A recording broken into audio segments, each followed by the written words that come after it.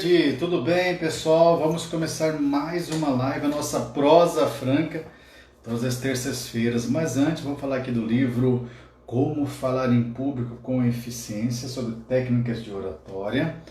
Temos o livro Singularidade, Deus te ama de forma especial. Temos o livro A Arte de Ser Feliz e Mude Sua Vida em 50 Dias. Que tal começar agora? Então, aproveite e convide seus amigos, seus familiares para participar da nossa live. Tema muito relevante. Boa noite, professor Franks. Boa noite a todos, tudo jóia? Bom estar aqui. Estamos com a internet cada dia pior.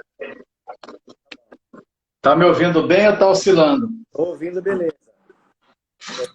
Agora parece que fica um pouco baixo para mim. Mas vamos lá, nosso tema hoje é sobre regularização fundiária.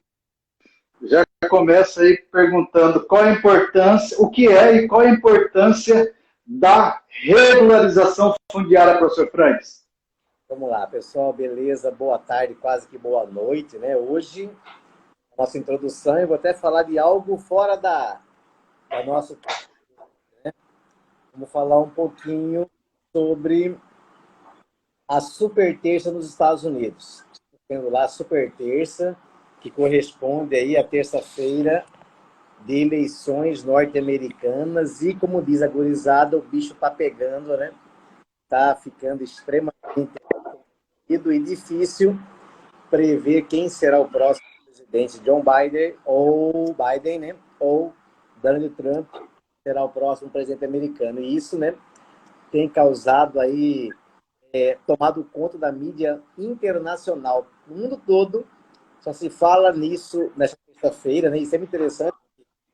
A eleição americana sempre ocorre numa terça-feira. A curiosidade, né, que lá eles marcam sempre para terça-feira, para a primeira terça-feira do ano, né, da terça-feira do mês de novembro, em que ocorre, né, sempre, aqui no Brasil é sempre primeiro domingo, né, depois sempre primeiro domingo de outubro. Turno sempre no domingo de outubro, segundo turno. Cada pandemia mudou um pouquinho. Mas, no caso dos Estados Unidos, é sempre na primeira terça-feira do mês de novembro, né? A cada 4 anos temos lá a eleição norte-americana. Mas vamos lá ao que interessa, né? Vamos que vamos. Nosso tema é regularização fundiária. O que é isso? Por que esse tema é tão, assim, relevante nos nossos dias?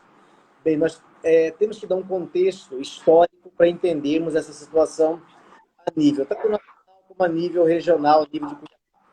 A nível nacional, o Brasil, até a década de 1960, o Brasil era um país em que, majoritariamente, as pessoas moravam na zona rural.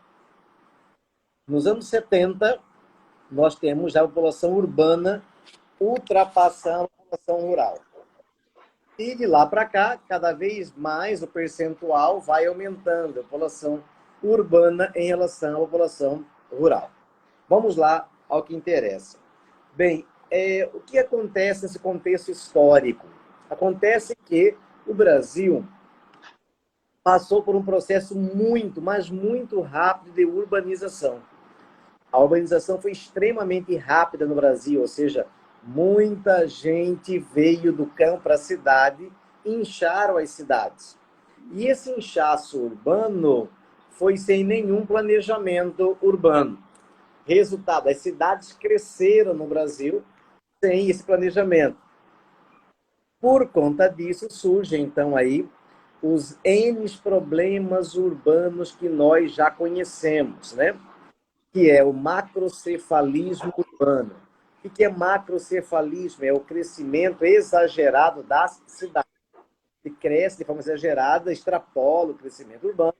Como não há um planejamento, não há uma política no Brasil, aí você poderia falar, mas existia o BNH, é o Banco Nacional de Habitação, que é da década dos anos 70, né, do governo militar. Verdade. A nível regional surge o PAB, Companhia de Habitação do Mato Grosso. Sim, surgiram. Por que surgiu o BNH? Nos anos 60, o governo militar Nos anos 70 surge a Coab. Essas instituições, uma a nível nacional, outra a nível estadual, surgem porque os governantes perceberam que precisaria de uma política pública urbana para fazer as ocupações humanas e urbanas nas cidades. Então, essas políticas urbanas e humanas, elas cresceram, certo? Elas tiveram que ser implementadas, porque senão nós não teríamos aí, teríamos menos áreas planejadas ainda. Só que essas políticas urbanas, o BNH, assim como a Coab, elas não conseguiram suprir essa rápida expansão urbana.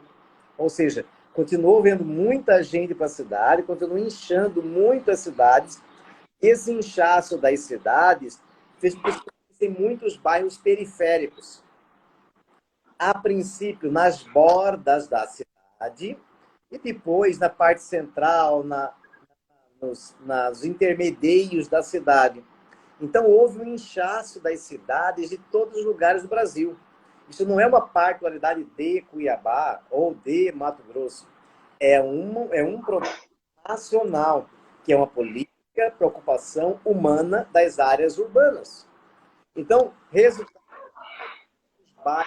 no Brasil, não é um caso específico nosso de Cuiabá, mas no Brasil, a maior parte das cidades elas não possuem uma regularização fundiária. O que é isso? As pessoas moram nos bairros até históricos, e esses bairros simplesmente não tem ninguém, certo? Que colocou nesse bairro uma escritura das casas do bairro. Ou seja, a pessoa mora no bairro, só que a casa que ele mora, do pai, já com os filhos, já com os netos, na outra casa, essa casa continua sem ter o título de possessão. Então, ou seja, ele não tem a escritura da casa. Como ele não tem a escritura da casa, a casa, a fins históricos, né, não é dele. E aí, qual que são os problemas disso? Como que eu, morador de um bairro desse, que não tem escritura da cidade, como que eu vou poder comprar um outro terreno no bairro? Não vou poder comprar, por quê? Porque não tem escritura. Como que eu vou poder vender? Eu tenho dificuldade em vender a minha casa porque não tem escritura. Se eu quiser financiar uma melhoria da casa, como que eu vou fazer isso? Não, porque a casa que eu moro, ela não é escriturada. Então percebam que falta essa escritura das áreas urbanas. Isso é o quê? A falta de uma política nacional de regularização fundiária. Os nossos telespectadores e também ouvintes podiam questionar, mas peraí, eu estou sabendo que existe desde 2003 o chamado Ministério das Cidades. Não é para isso? Sim, é bem verdade. O Estatuto da Cidade surgiu em 2001 e o Ministério das Cidades surgiu em 2003. Então, esse Ministério das Cidades, ele surgiu para quê? Para poder auxiliar as cidades na política de regularização fundiária. Então, resultado. Isto deu resultado, conseguiu resolver o problema da política. Não conseguiu. Por quê? Porque continuamos tendo uma leva gigantesca de bairros sem escritura. Aí você poderia questionar, mas espera aí, o tal da minha casa, minha vida, o que é isso? É uma forma que o governo federal encontrou de pessoas de classe C, de classe D, ter acesso à moradia de forma digna e legal. O que é isso? As construtoras e incorporadoras conseguem grandes espaços de terreno e elas fazem aí esse processo de urbanização do bairro, ou seja, de ocupação humana daquela área até então desnuda, daquela área até então não ocupada. Resultado, por conta disso, nós vamos encontrar um número muito grande de pessoas que foram agraciadas, contempladas, conquistaram a sua moradia, mas mesmo assim existe uma leva gigantesca de pessoas que ainda não conseguiu. cabe lembrar que todos os pobres, né, nós que nascemos num berço pobre, nós temos a seguinte ideologia. Nossos pais, avós, nos falaram: olha, se precisa ter um CPF digno, limpo, e precisa ter uma casa para morar. Uma casa no seu nome. A casa é o bem mais precioso que um cidadão de bem deseja. Então não é carro, não é relógio, não é tênis, não é celular, não é nada, é casa. Casa. Então casa é o maior dos bens que o cidadão pode ter. Então, por conta disso, esse cidadão ele quer casa. E como não há uma política de ocupação, muitas vezes acaba ficando à margem aí da sociedade esse querer do cidadão. Então, é isso que nós temos que ter a importância. A importância porque dá dignidade, a importância porque dá legalidade para a área, para o seu teto. Por quê? Porque já que ela mora ali, não tem o teto daquela mora não é dela, ela a qualquer hora pode ser despejada, pode ser perdida. Então, isso é um problema sério que atinge não só Cuiabá, como Moranha e Varzaí, mas todas as grandes e médias cidades do país. Beleza? Beleza. Você que está aí conectado, aperte o coraçãozinho, convide seus amigos, seus familiares para participar da nossa prosa franca, hoje um pouquinho mais cedo. Mas lembrando que toda terça-feira, às 18 horas, nós temos aqui um tema relevante com o professor Dr. Frank Smars. Professor, e para Cuiabá especificamente, qual a importância dessa regularização fundiária? Beleza, bem lembrado. E no caso de Cuiabá? Cuiabá, em 1980, nós tínhamos 100 pessoas. Os limites de Cuiabá estavam ali onde hoje é o FMT, o BEC, para a região sul, né? Para a região norte, ela se dava ali onde é Decorlis, comenta Rubens de Mendonça, dentro do CPA, ali no Araés. Para a região oeste, aqui no Corpo de Bombeiros, né? Você tinha uma cidade, Dom Aquino, em bairros adicionais. A Miguel Sutil estava fora dos limites do perímetro urbano da cidade. Então, Miguel Sutil é um exemplo clássico. A cidade vivia dentro, né, do contorno da Miguel Sutil, que vai desde o Porto, né, ali da Ponte Nova, até ali Jardim Paulista, Dom Aquino. Então, esta era Cuiabá. Esse abraço aí. O que acontece? Nos anos 80 para cá, de 80 a 2000, saiu de 100 mil para 500 mil habitantes, ou seja, 400 mil pessoas aumentaram em Cuiabá em apenas 20 anos. 20 anos é um tempo muito pequeno para ter tantos bairros surgindo na cidade. Por exemplo, vou pegar de bairros históricos aqui. O bairro aqui na nossa região, bairro Cidade Verde, é um bairro cuja ocupação se dá nos anos 70. Anos 70, estava aí começo da ocupação da Cidade Verde. Copa Mil não existia. Aí, posteriormente, começou a Copa Mil. Pega o bairro São Isabel. São Isabel começou no final dos anos 70. Toda a região da Cidade Alta a ocupação se dá, a construção do que hoje era na Pantanal, do que antes era o estado do governador José Frangeli. Ou seja, era uma região pequena e rapidamente explodiu a cidade. Ali a estação de energia da Energisa, hoje, antiga Semate, ali no chamado Barro Duro, ali tem o Pedregal. O Pedregal começou a ser ocupado nessa época da família Nigra, um espaço da família Nigra que ocupou, se mora no Pedregal. Você viu falar Rua dos Negros, ali tem várias ruas com o nome de Negro, tem escola, creche, nome de Negro ali, sobrenome Negro. Por quê? Porque o Negro era o dono daquela região ali, daquele sítio que ele tinha naquela região. Ou seja, ocorre uma ocupação muito rápida, e essa ocupação muito rápida ocorre esse inchaço das cidades. Só que esses bairros que cresceram sem nenhum planejamento, elas têm um problema. Qual é o problema? O problema desses bairros é que esses bairros aí, eles nenhuma pessoa que mora lá tem um título de posse da terra. Ou seja, não é escriturado o bairro. Mas qual o problema que é nisso? Nós corremos agorinha. Problemas que não conseguimos, por exemplo, financiar uma reforma numa casa. Ninguém vai construir, negociar, comprar ou vender uma casa que não tem a escritura da mesma. Então, essa cidade cresceu e ela precisa dessa regularização. Aí alguém poderia falar, mas então, peraí. Então, é simples, é só ir lá, dar o título de posse da terra? Não. Tem todo um processo para poder regularizar. No caso de Mato Grosso, quem faz esse processo é o chamado Instituto de Terras de Mato Grosso, é o Intermate, que muita gente imagina que é só para zonas rurais, mas não é verdade. O Intermate atua nas zonas rurais, sim, mas também nas zonas urbanas. Então, esse Intermate é ele que faz esse processo de regularização. Ou seja, o Intermate tem que pegar um topógrafo, fazer todo o georreferenciamento, que é isso? Declividade do terreno, medição do terreno, diâmetro dos lotes, né? Proporção de cada lote.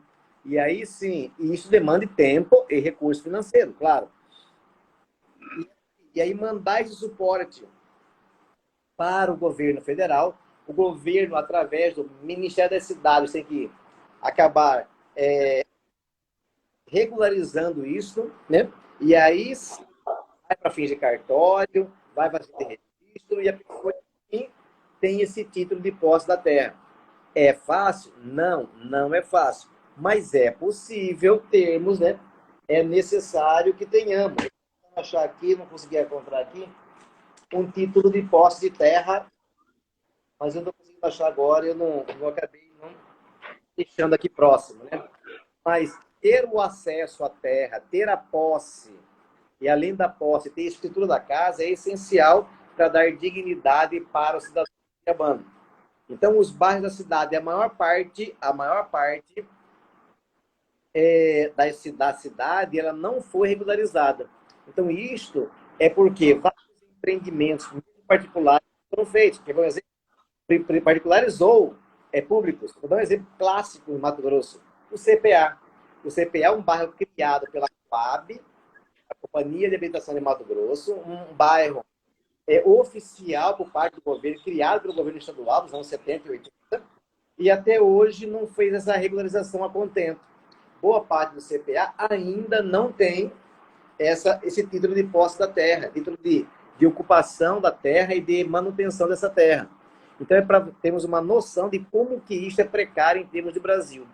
Mas por que não foi feito ainda? Porque não há uma política pública. Isso não é privado, política pública para poder regularizar os bairros das cidades. Volto a afirmar, isto é caro? Sim, é caro. Só que isto é necessário, porque isso é uma das prioridades de cada cidadão que mora em Cuiabá ou em qualquer outra cidade aí, né, do nosso Brasilzão. Então, é necessário que tenhamos essa política, esse olhar voltado para que isso aconteça nas cidades. Tudo bem, professor Francisco. Então, o professor Robson está dizendo o seguinte, que bela temática, estou na lida para a regularização do meu imóvel. Como você apresentou aqui, não é algo fácil. É um algo complexo, é um algo difícil, né? Mas agora